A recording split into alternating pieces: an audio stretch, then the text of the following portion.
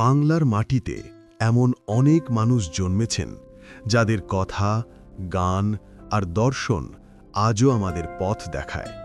তাদের মধ্যে সবচেয়ে উজ্জ্বল নাম লালন ফকির, যিনি ধর্ম, জাতপাত, সম্পদ বা বর্ণের ঊর্ধ্বে উঠে মানুষকে শিখিয়েছিলেন মানুষ ভজলে সোনার মানুষ হবে। নদীর ধারে কুয়াশা ভরা সকাল, মাটির কুড়েঘর থেকে এক বৃদ্ধ বাউল একতারা হাতে বেরোচ্ছেন। লালনের জন্ম নিয়ে নানা মত আছে।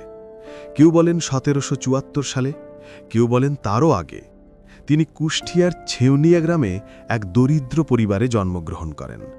তখনকার সমাজ ছিল অন্ধবিশ্বাস আর জাতপাতের বন্ধনে জড়ানো।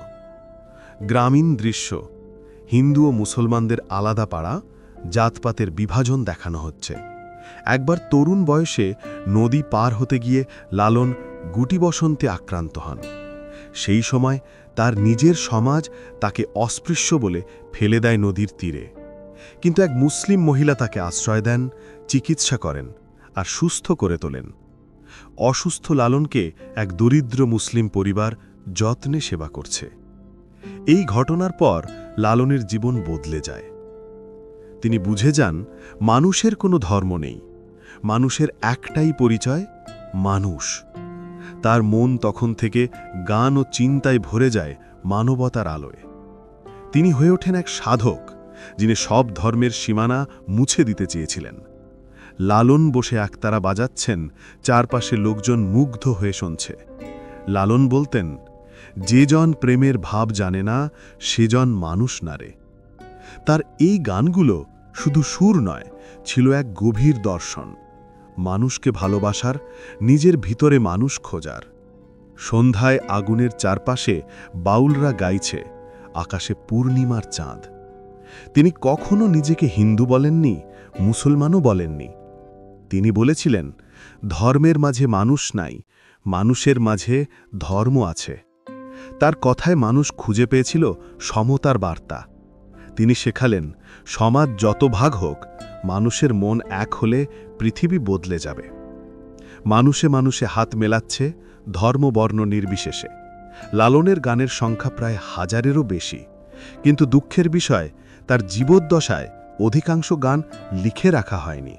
তার শিষ্যরা মুখে মুখে সেই গানগুলো ছড়িয়ে দেয় সমগ্র বাংলায়। পুরনো কাগজে লেখা হচ্ছে গান, পাশে তরুণ বাউলরা গাইছে। লালনের আশ্রম, ছেউরিয়ার আকড়া আজও লাখো মানুষের তীর্থস্থান। প্রতি বছর লালন উৎসবে হাজারো মানুষ এসে তার গান গেয়ে তার দর্শনে ডুবে যায়। লালন মেলা একতারা সুর, রঙিন আলোর উৎসব।